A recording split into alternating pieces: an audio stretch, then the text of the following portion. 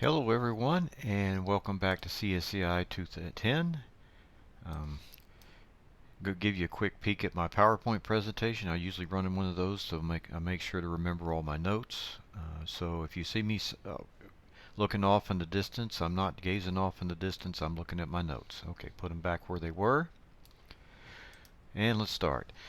What I will take you through is a typical programming cycle for this class. It consists of writing the program, testing the program, and deploying the program. Okay, and let's scroll down here. We have under 4.3 we have an assignment 0, instructor only. This will be the program I use to demonstrate the development cycle, as we call it, to you, where you develop your program, you test it, and you turn it in, and I grade it. You do not have to do assignment 0. Okay, take a look at it. It says write a program that selects LED to pink for 1 second, plays note C4. That's a C note on the 4th octave for those of you that are musically inclined, for a quarter of a beat. Turns left at power 50% for half a second, turns right at half a second. I did that so it wouldn't run off the table, so I can demonstrate it on the table.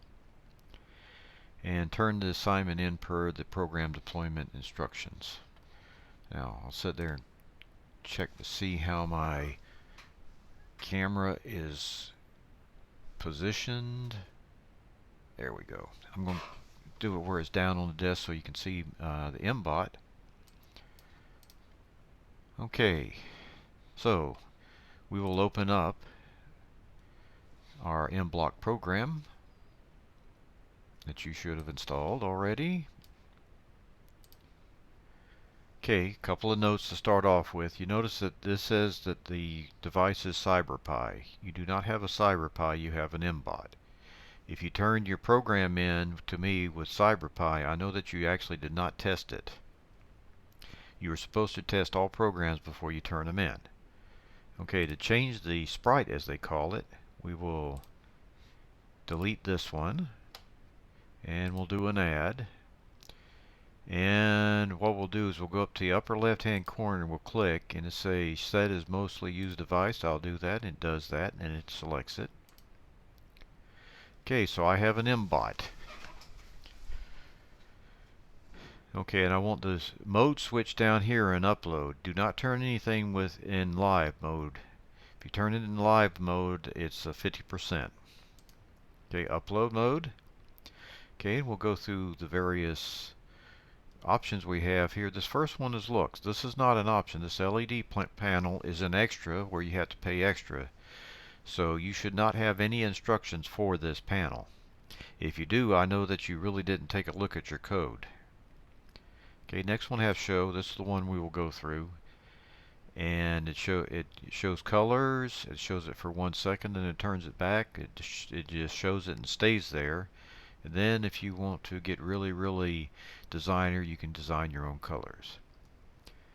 Okay, for notes, plays a note C4 for a quarter of a beat, and it also says play sound at a certain frequency, so if you want to hit 448 you can do so. Okay, to begin, you have to begin with an event. And the only event you have is when the MBOT core starts up. If you turn it in with this or this or this in, then it's probably not going to work. In particular, if you do it with a green flag clicked, then I know you did not do it in upload mode. In upload mode, this is the only event you're allowed. Any of the others will get you points off rapidly. Okay, let's go to show. Because if I go back to my program spec, it says set LED to pink for 1 second.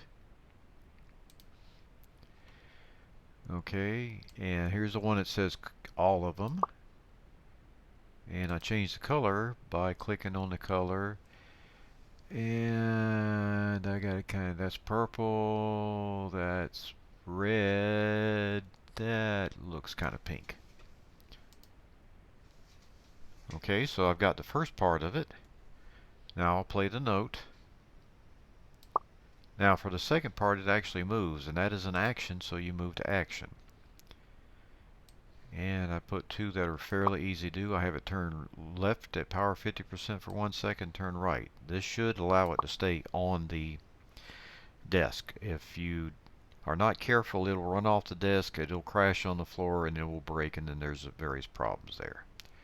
Okay, I'm done with this. I will now save this. I'll save this to my computer, and I've already saved it, so I'm going to use that again just so you don't have to watch me type things in. You notice assignment 0 MJ O'Neill. It's the assignment number, and it's your initials and your last name. And if you save it as a type in block project, it already automatically saves it as a .mblock file. It says, does it exist? Do you want to replace it? Yes, I do. And it gives you the path that says it's signed as a .mblock file. Okay.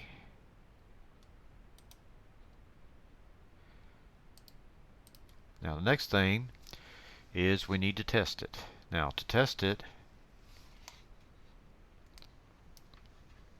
okay, here's the cable. Now it'll actually fit in 1, 2, 3, and 4, and it'll give you some weird results, so don't plug it in there. Plug it into USB, which is right next to the wheel. It'll give you a little blip. Okay, and if you turn the MBOT on, okay, when it has the default program lid, that's when it will tell you. Now, once you start loading a program down there, it'll have the last program you ran, whatever it is. Okay, the Panda's broken hearted, so I'm going to connect. Okay, and we're upload mode, and we are connected, so we're ready to upload the program to the robot. An Arduino is a type of C, and if you're really ambitious, you could bypass the block program and do that. Okay, you notice the program ran right then. So what happens is, let's go back and let's upload again. Now, to keep it from doing that, you raise it off the desk.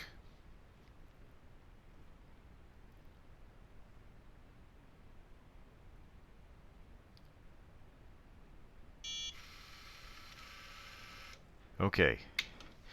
Now, to test it, you shut it off, disconnect it, and turn it back on again. Okay, you notice he doesn't come quite back to all the way he was. That's kind of interesting. That's something we will deal with later. Okay, so we have now tested it and used the specification as a guide. Okay, it set the LED to pink for 1 second, and it turned it back off. Played the note for 1/4 of a beat. It turned left for half a second, turned right. Okay, now the next thing we get to do is we get to turn the program in. Okay, we're done with this.